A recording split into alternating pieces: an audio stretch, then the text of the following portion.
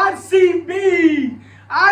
B ಎಂತ match ಗುರು, Ayyappa unexpected. ನಾವು toss ಸೋತಿಟ್ನೆ match ಅರ್ಧ ಹೋಯ್ತು ಅಂತ ಎಕ್ಸ್ಪೆಕ್ಟೇಷನ್ ಇಟ್ಕೊಬಿಟ್ಟಿದ್ದು, ಆದ್ರೂ ಡಿಫೆಂಡಿಂಗ್ ಸ್ಕೋರ್ನ ಇಟ್ಕೊಂಡು ಮ್ಯಾಚ್ನ ಗೆದ್ರಲ್ಲ. ಅಪ್ಪ ಆ ಸ್ಕೋರಲ್ಲೂ ಡಿಫೆಂಡಿಂಗ್ ನ ಮಾಡ್ಬೋದು ಅಂತ ತೋರಿಸಿದ್ದು ಅಂದ್ರೆ ನಮ್ಮ RCB.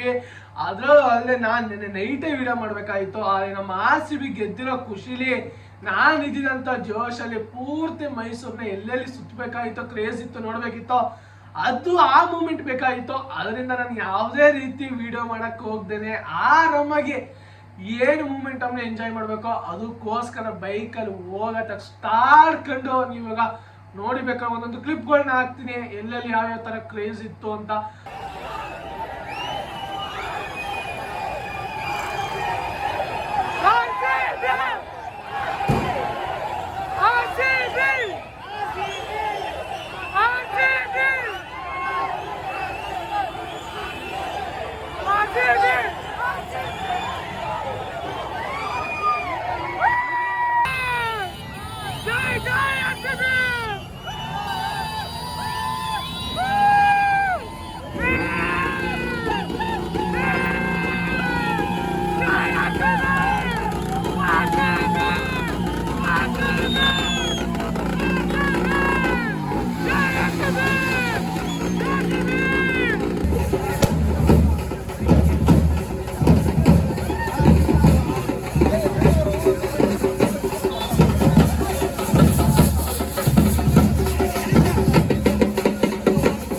ನಮ್ಮ RCB 18 ವರ್ಷಗಳ ನಂತರ ಮೋಸ್ಟ್ ವೇಟಿಂಗ್ ಆಗಿ ವೇಟ್ ಮಾಡ್ತಿದ್ದಂತ ದಿನ ಬಂದು ಐ ವಿಲ್ ಗಾಟ್ ಇಟ್.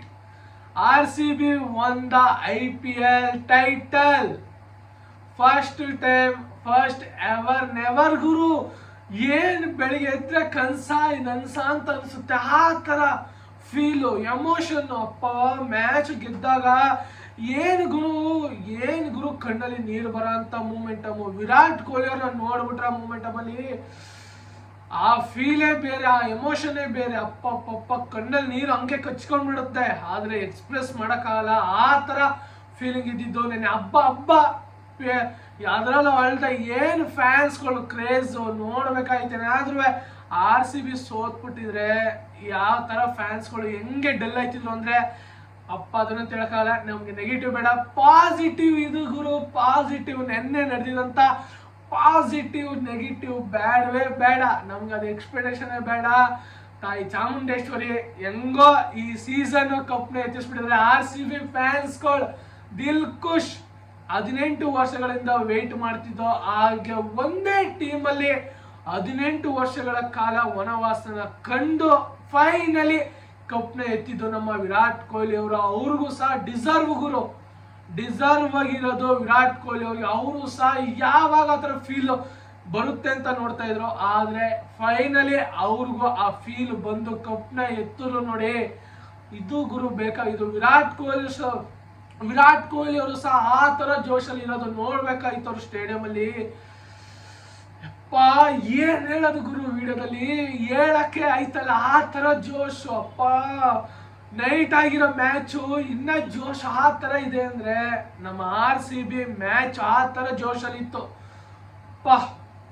ಏನ್ ಹೇಳೋದು ಗುರು. ಆದ್ರೂ ಫೈನಲಿ ಇವತ್ತು ನಿನ್ನೆ ಮ್ಯಾಚ್ಗೆ ಬಂದ್ಬಿಡೋಣ. ಪಂಜಾಬ್ ಒಂದ toss, choose to bowl first.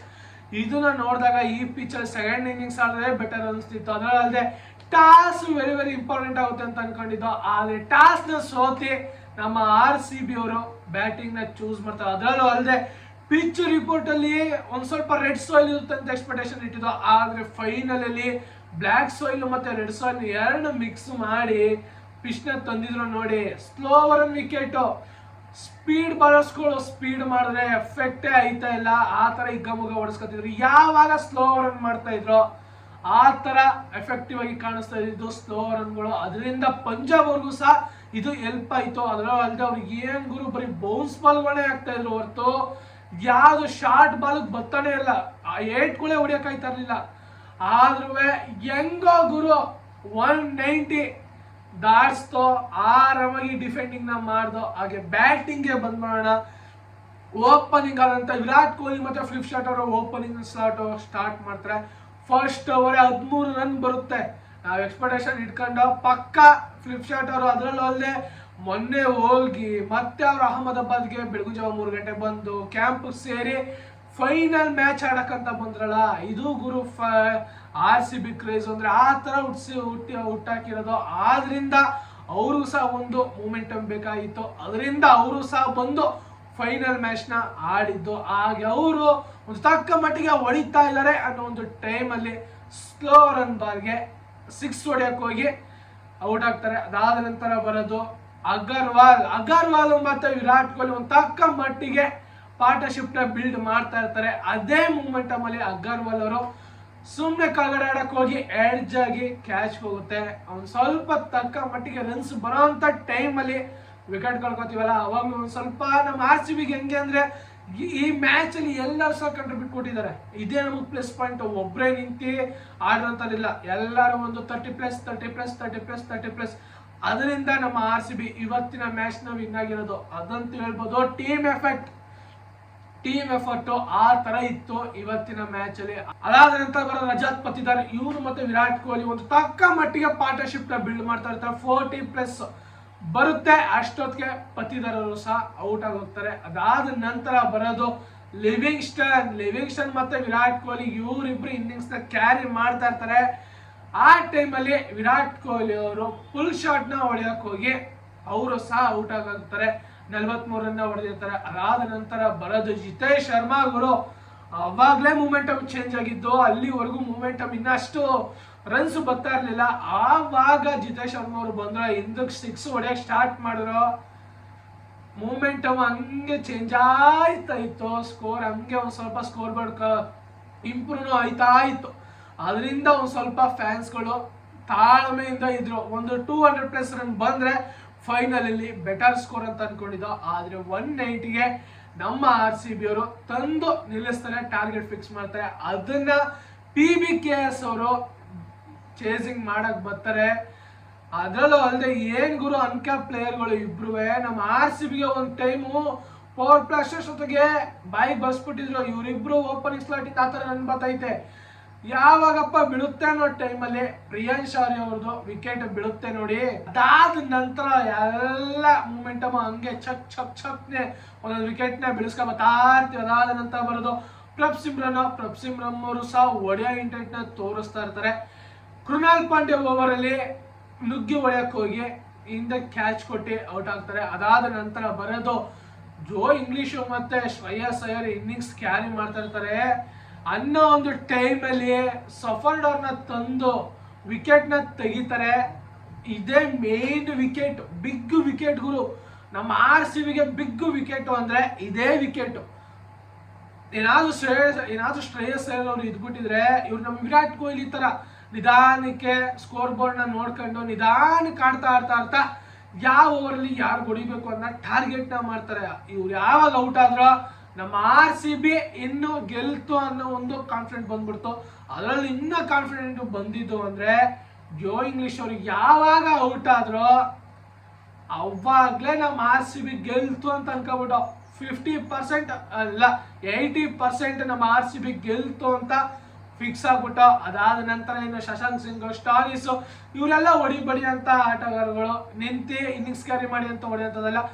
Middle over ಅಲ್ಲಿ ಹೊಡೆದು ಮ್ಯಾಚ್ ವಿನಿಂಗ್ ಮಾಡ್ಬೇಕು ಅಂದ್ರೆ ಇವ್ರು ಹೊಡಿತಾ ಬೀಸ್ ತರಬೇಕು. ಅದರಿಂದ ಬೀಸ್ ಹೊಡೆಯಕ್ ಹೋಗಿ ಔಟ್ ಆಯ್ತಾ ಇದ್ರು. ಭುವನೇಶ್ವರ್ ಕುಮಾರ್ ಇಂದ ಆ ಓವರ್ ಅಲ್ಲಿ 2 ವಿಕೆಟ್ ಬಂದಿದ್ದು. ಅಪ್ಪ ಏನ್ ಗುರು ಮ್ಯಾಚ್ ಒಟ್ಟಿನಲ್ಲಿ ಥ್ರಿಲ್ಲಿಂಗ್ ಆಗಿ ಮ್ಯಾಚ್ ವೇಟಿಂಗ್ ಆಗಿ ಲಾಸ್ಟ್ 20ನೇ ಓವರ್ ಅಲ್ಲಿ ಹೆಜಲ್ವುಡ್ ಅವರು ಹೋದ್ರೋಗ್ಲಿ ಅಂದ್ಬಿಟ್ಟು 4 6 ಹೊಡಿಸ್ಕೊಂಡ್ರೆ 4 ನೋಬಲ್ ಗೇಬಲ್ ಆಗ್ಬಿಟ್ಟಿದ್ರೆ ಒಂದು ಏನ್ ಗುರು ಆಯ್ತಿತ್ತು. ಏನೋ ಹೋಗೋದ್ ಬೇಡ, ಮ್ಯಾಚ್ ಮುಗೀತು. ಒಟ್ಟಿನಲ್ಲಿ ಆ ಟೈಮ್ ಅಲ್ಲಿ ಯಾವಾಗ 5ನೇ ಬಾಲ್ ಡಾಟ್ ಆಯ್ತೋ ವಿರಾಟ್ ಕೊಹ್ಲಿ ಅವ್ರನ್ನ ನೋಡ್ಬೇಕಾಯ್ತು ಗುರು.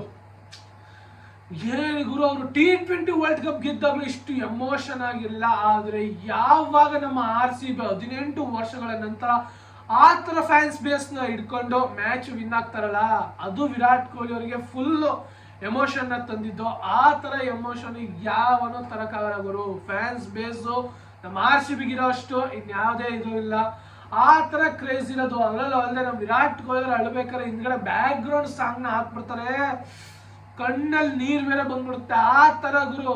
ಅಪ್ಪ ಮ್ಯಾಚ್ ನೋಡಕ್ಕಾಗಲ್ಲ. ವಿರಾಟ್ ಕೊಹ್ಲಿ ಅವ್ರಿಗೆ ಕಪ್ಪು ಕೊಟ್ಟಿ ಅದೊಂದು ಸಿಗ್ನೇಚರ್ ಕಿಸ್ಸಿಂಗ್ ಇದೆಯಲ್ಲ ಅದು ಗುರು. ಎಲ್ಲ ICC ಇವೆಂಟ್ ಅಲ್ಲೂ ಆ ಮೂಮೆಂಟಮ್ ಇದ್ದೇ ಇರುತ್ತೆ. ಹಾಗೆ IPL ಸಹ ಆ ಮೂಮೆಂಟಮ್ ನ ಟ್ರೋಫಿ ಎತ್ತಾದ್ಮೇಲೆ ಕೊಟ್ರಲ್ಲ, ಫುಲ್ ಫಿದಾ. ವಿರಾಟ್ ಕೊಹ್ಲಿ ಅವರ ಡ್ರೀಮ್ ಫುಲ್ ಕಂಪ್ಲೀಟ್ ಆಗಿದೆ. ICC ಇವೆಂಟ್ಗಳು ಹಾಗೆ ನಮ್ಮ IPL ಸಹ ಇವಾಗ ಬಂದಿರೋದು. ಹಾಗೆ ನಮ್ಮ RCB ಗೆ ಒಂದು WPL ಫಸ್ಟ್ ಬಂದ್ರೆ, ಹಾಗೆ ಈಗ ಬಂದಿರೋದು IPL ಚಾಂಪಿಯನ್. ಅಪ್ಪ ಏನ್ ಗುರು. ಅದ್ರಲ್ಲೂ ಅಲ್ಲದೆ ಇವತ್ತು ವಿಕ್ಟ್ರಿ ಪೀರಿಯಡ್ ಇರೋದು ನಮ್ಮ ಬೆಂಗಳೂರಿನಲ್ಲಿ 3:15 ಸ್ಟಾರ್ಟ್ ಆಗುತ್ತೆ. ಅದರಲ್ಲದೆ ವಿರಾಟ್ ಕೊಹ್ಲಿ ಅವರು ಹೇಳ್ತಾರೆ, ಅಲ್ಲೇ ಕೇಳ್ತಾರೆ. ನಾನು ವಿಡಿಯೋಗಳನ್ನ ಸಹ ನೋಡಿದೆ. ಬೆಂಗಳೂರಲ್ಲಿ ಫುಲ್ ಕ್ರೇಜ್ ಆಗಿತ್ತು. ದೀಪಾವಳಿ ಮಾಡ್ತಾ ಇದಾರೆ ಇವತ್ತು. ಆ ತರ ಬೆಂಗಳೂರು ಕಾಣಿಸ್ತಾ ಇರೋದು. ಅದರಿಂದ ನಾಳೆ ನಾವು ಬೆಂಗಳೂರು ಸಿಟಿಗೆ ಹೋಗಿ ಅಲ್ಲಿ ಸೆಲೆಬ್ರೇಷನ್ ನಾವು ಮಾಡ್ಬೇಕು ಅಂತ ಅಂತಾರೆ. ಬನ್ನಿ ಗುರು, ವೇಟಿಂಗ್ ಆಗಿದ್ದೀವಿ. ಆ ಪೆರೇಡ್ ನ ನೋಡಿ, ಆ ಜೋಶ್ ನ ನೋಡಿ ಯಾವ ರೀತಿ ಇರುತ್ತೆ ಅಂದ್ರೆ ಫುಲ್ ಫಿದಾಗ್ ಹೋಗಿರ್ತಾರೆ. ಏನಾದ್ರೂ ಓವರ್ಸೀಸ್ ಪ್ಲೇಯರ್ಗಳು ಅನ್ಅವೈಲಬಲ್ ಆಗ್ಬೋದು ಅಂತ ನನ್ನ ಎಕ್ಸ್ಪೆಕ್ಟೇಷನ್. ಏನಕ್ಕಂದ್ರೆ ಜೋಸ್ ಹೆಸಲ್ವುಡ್ ಅವ್ರಿಗೆ WTC ಇದೆ, ಅದಕ್ಕೋಸ್ಕರ ಅವ್ರು ಬೇಗ ಹೋಗ್ಬೋದು. ಹಾಗೆ ಫ್ಲಿಪ್ ಶಾಟ್ ಅವರು ಮಗು ಆಗಿರೋ ಕಾರಣ ಅದರಿಂದ ಅವರು ಬೇಗ ಹೋಗ್ಬಿಡ್ಬೋದು. ಇವರಿಬ್ರು ಸ್ವಲ್ಪ ಅನ್ಅವೈಲಬಲ್ ಆಗ್ಬೋದು. ಆದ್ರೆ ಆಗದೆ ನಂಗೆ ಎಲ್ಲಿ ಬರ್ಲಿ ವಿಕ್ಟ್ರಿ ಪೆರೇಡ್ಗೆ. ನಮಗೆ ಏನು ವಿಧಾನಸೌಧದಿಂದ ಚಿನ್ನಸ್ವಾಮಿ ಸ್ಟೇಡಿಯಂ ವರೆಗೂ ಇದೆಯೋ ಆ ಪೆರೇಡ್ ನ ಎಂಜಾಯ್ ಮಾಡ್ಲಿ. ಫ್ಯಾನ್ಸ್ಗಳಿಗಂತೂ ಹಬ್ಬ ಇವತ್ತು. ಅಲ್ಲಿವರೆಗೂ ರೋಡ್ ಬ್ಲಾಕ್ ಆಗಿರ್ತದೆ. ಏನಾದ್ರೂ ವಿಕ್ಟ್ರಿ ಪೆರೇಡ್ ನ ಇನ್ನೂ 1-2 ಕಿಲೋಮೀಟರ್ ಎಕ್ಸ್ಟೆಂಡ್ ಮಾಡ್ಬಿಟ್ಟಿದ್ರೆ ಇನ್ನ ಜೋಶ್ ಹೆಂಗಿರ್ತಿತ್ತು ಅಂದ್ರೆ ಆ ಕ್ರೇಜೇ ಬೇರೆ. ಅಪ್ಪ ಏನ್ ಗುರು ಮ್ಯಾಚು. ಅಪ್ಪ ನನ್ಸಾದು ಒಂದೊಂದು ಟೈಮಲ್ಲಿ ಏನ್ ಅನಿಸ್ಬಿಡ್ತದೆ ಅಂದ್ರೆ, ಅಲ್ಲದೆ ನಾನ್ ಮಲಗಿದ ಎಷ್ಟು ಗಂಟೆ ತಿರ್ಗಾಡ್ಕ ಬಂದು 2-2:30. ಒಬ್ಬೊಬ್ರು ನಿದ್ದೆನೆ ಮಾಡಿರಲ್ಲ. ನಾನು ಸ್ವಲ್ಪ ನಿದ್ದೆನಾರ ಮಾಡಿದೀನಿ, ಒಬ್ಬೊಬ್ರು ನಿದ್ದೆನೆ ಮಾಡಿರಲ್ಲ. ಹೊಡಿ ಗಾಡಿ ತಕ ಹೊಡಿತಾರೆ. RCB ಗೆದ್ದಿರೋ ಮೂಮೆಂಟಮ್ ಅಲ್ಲಿ ಹೊಡಿ ಚಿಂದಿ ಪುಳಕ್ಕೆ. ಅಯ್ಯೋ ಏನ್ ಗುರು ಮ್ಯಾಚು. ಅಪ್ಪ ಫ್ಯಾನ್ಸ್ ಕ್ರೇಜ್ ಕೇಳಂಗಿಲ್ಲ. ಪೆರೇಡ್ ನಡೆಸ್ತವ್ರೆ. ಬೈಕ್ ತಕೊಂಡ್ ಹೊಡಿ, ರ್ಯಾಲಿಗಳನ್ನ ಹಾಕೊಂಡ ನೈಟ್ ಔಟ್ ಹೊಡಿತಾರೋ ಹೊತ್ತಾಗಿ ಏನ್ ಎಣ್ಣೆ ಪಣ್ಣೆ ಹೊಡಿತಾ ಫುಲ್ ಜೋಶಲ್ಲಿ ಅವ್ರ ಐಕ್ಳುಗಳು. ಅದಲ್ಲದೆ ಎಂಪ್ಲಾಯೀಸ್ಗಳು ಬೇಗ ಕೆಲ್ಸಕ್ಕೆ ಹೋಗಿ ಅವರು ಬರಕ್ ನೋಡ್ತಾ ಇರ್ತಾರೆ. ಒಂದೊಂದು ಕಂಪ್ನಿಲಿ ರಜನೆ ಕೊಟ್ಬಿಟ್ಟವ್ರೆ. ಫುಲ್ ಎಂಜಾಯ್ ಮಾಡಿ ನಮ್ಮ RCB ಗೆದ್ರ ಖುಷಿಲಿ ಅಂತ ಖುಷಿ ಎಂಜಾಯ್ ಮಾಡಿ ನಮ್ಮ RCB 18 ವರ್ಷಗಳ ನಂತರ ಈ ಟ್ರೋಫಿನ ಗೆದ್ದಿರೋದು. ವೆರಿ ಎಕ್ಸೈಟ್ ಗುರು. ಯಾರ್ಯಾರು ಹೇಟರ್ಸ್ಗಳು ಇದ್ರೋ ನೋಡಿ ಬ್ಲಾಸ್ಟ್ ಹೋಗಿರ್ತಾರೆ. ಇನ್ನ ಉರ್ಸ ಅಂತವ್ರ ಪಕ್ಕದಲ್ಲಿ ಇದ್ಬಿಟ್ರೆ ಅವ್ರನ್ನ ಇನ್ನ ಉರ್ಸಿ ಮಡಗ್ಬಿಡ್ತೀವಿ, ಅದಂತೂ ಪಕ್ಕ. ಆದ್ರೆ ಇನ್ನ ಸಿಕ್ಕಿಲ್ಲ. ಸಿಕ್ಕಿದ್ರೆ ಚಿತಲ್ ಪತಲೆ ಆ ತರ ಉರ್ಸಿ ಮಡಗ್ತೀವಿ. ನಮ್ಮ RCB ಏನು ಗುರು ಫ್ಯಾನ್ಸು. ಏನ್ ಗುರು ವಿಡಿಯೋದಲ್ಲಿ ಹೇಳಕ್ ಆಯ್ತಾ ಇಲ್ಲ. ಸುಮ್ನೆ RCB ಏನ್ ಹೇಳಕ್ಕಾಗಲ್ಲ. ನಮ್ಮ RCB finally got it IPL title 2025. 2009ರಲ್ಲಿ ಫೈನಲ್ ಹೋಗಿ ಅದನ್ನು ಸಹ ಕ್ಲೋಸ್ ಅಲ್ಲಿ ಸೋಲ್ತೀವಿ. 2011 ಸಹ ಅದೇ ರೀತಿ ಕ್ಲೋಸ್ ಅಲ್ಲಿ ಸೋಲ್ತೀವಿ. ಅದಾದ ನಂತರ ನಮ್ಮ ವಿರಾಟ್ ಕೊಹ್ಲಿ ಕ್ಯಾಪ್ಟನ್ಶಿಪ್ ಅಲ್ಲಿ 2016 ಸನ್ರೈಸರ್ಸ್ ಹೈದರಾಬಾದ್ ಮೇಲೆ ಮ್ಯಾಚ್ ಹೊಡೆದು ಅಂತ ಅನ್ಕೋತೀವಿ ಬೆಂಗಳೂರಲ್ಲಿ. ಆದ್ರೆ ಲಾಸ್ಟ್ ಮೂಮೆಂಟಮ್ ಅಲ್ಲಿ ಅದು ಏನ್ 2 ವಿಕೆಟ್ ಬಿದ್ದಿಟ್ಟ ಮ್ಯಾಚ್ ಡನ್ ಅಂದೋಯ್ತದೆ. ಹಾಗೆ ಇವಾಗ 9 ವರ್ಷಗಳ ನಂತರ ಬಂದು ಫೈನಲ್ಗೆ 18 ವರ್ಷಗಳ ನಂತರ ನಾವು IPL ಟೈಟಲ್ ನ ವಿನ್ ಆಗಿದ್ದು Narendra Modi stadium, world largest stadium ಅಲ್ಲಿ ನಾವು ಕಪ್ನ ಎತ್ತಿದ್ದು. ಕ್ರೇಜೇ ಬೇರೆ ಗುರು. ಫ್ಯಾನ್ಸ್ಗಳು ಫುಲ್ ಕ್ರೇಜ್ ಆಗ್ಬಿಟ್ಟಿರ್ತಾರೆ. ಅಷ್ಟೊಂದು ಏನ್ ಗುರು, 1 ಲಕ್ಷ ಜನ ಕುತ್ಕೊಂಡು RCB ಗೆಲ್ಲೋ ಮೂಮೆಂಟಮ್ ಅಲ್ಲಿ ಹೆಂಗ್ ಗೂಪ್ಸ್ ಬರುತ್ತೆ ಅಂದ್ರೆ ಆ ತರ ಬರಲ್ಲ. 1 ಲಕ್ಷ ಜನ RCB ಅಂತ ಇದ್ರೆ ಆನ್ ಫೀಲ್ಡ್ ಅಲ್ಲಿ ಇರೋ ಅಂತ ಪ್ಲೇಯರ್ಸ್ ಗಳಿಗೆ ಯಾವ ತರ ಗೂಸ್ ಬಂಪ್ಸ್ ಬರುತ್ತೆ ಅಂದ್ರೆ ಅದನ್ನ ಹೇಳಕ್ಕಾಗಲ್ಲ. ಅಲ್ಲಿ ಇದ್ದು ಎಕ್ಸ್ಪೀರಿಯನ್ಸ್ ನ ಮಾಡಿರ್ತಾರ. ಆ ಫ್ಯಾನ್ಸ್ಗಳಿಗೂ ಸಹ ಅದೇ ರೀತಿ ಜೋಶು, ಆನ್ ಫೀಲ್ಡ್ ಅಲ್ಲಿರೋಂಥ ಪ್ಲೇಯರ್ಸ್ಗಳಿಗೂ ಅದೇ ತರ ಜೋಶು. ಅದನ್ನೆಲ್ಲ ನಾವು ನೋಡ್ಬಿಟ್ಟು ಮ್ಯಾಚ್ ನ ಅಂತೀವಲ್ಲ. ಸಲರಲ್ಲಿ ಒಂದು ಡೈಲಾಗ್ ಇದೆಯಲ್ಲ, ನಾನು ನೋಡ್ಬಿಟ್ಟೆ ವರ್ಮ, 40 ವರ್ಷದಿಂದ ಕಿವಿಯಾರೆ ಕೇಳಿದ್ದೇನೆ, ಕಣ್ಣಾರೆ 4 ಕಡೆ ದೂರದಿಂದ ನೋಡಿದೆ. ಅದು ನೋಡ್ದಾಗಿಂದ ನನ್ನ ಬಾಡಿ ಗಡಗಡ ಅಂತಿದೆ ವರ್ಮ.